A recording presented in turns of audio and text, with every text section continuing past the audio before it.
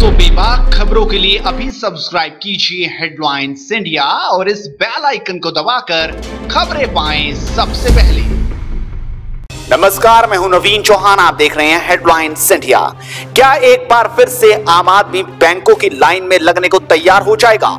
जी हां, कुछ ऐसे ही खबर आ रही है क्योंकि बैंकिंग सेक्टर और आरबीआई के सूत्रों की चर्चा पर यकीन करें तो पिछले साल नवंबर में 1500 के नोटों को प्रचलन से बाहर करने के बाद मोदी सरकार एक और बड़ा कदम उठाने जा रही है।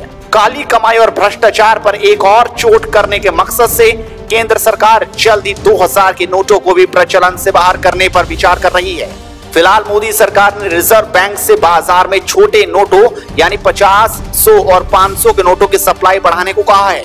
सरकार जल्द ही 200 रुपए का नया नोट भी बाजार में उतारने वाली है। केंद्र सरकार को यकीन है कि नवंबर 2016 को नोटबंदी के फैसले के बाद बड़ी मात्रा में काली कमाई को लोगों ने आयकर विभाग के समक्ष सरेंडर किया।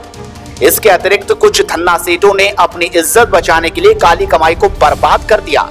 इसके अतिरिक्त बाजार से नकली मुद्रा बेदखल हो गई। सरकार के यकीन के पीछे तर्क है कि काली कमाई और नकदी मुद्रा बड़े नोटों की शक्ल में बाजार में मौजूद थे। बहरहाल पुराने फैसले की तर्ज पर केंद्र सरकार जल्द ही 2000 के नए नोटों को भी बाजार से बाहर करने पर विचार कर रही है।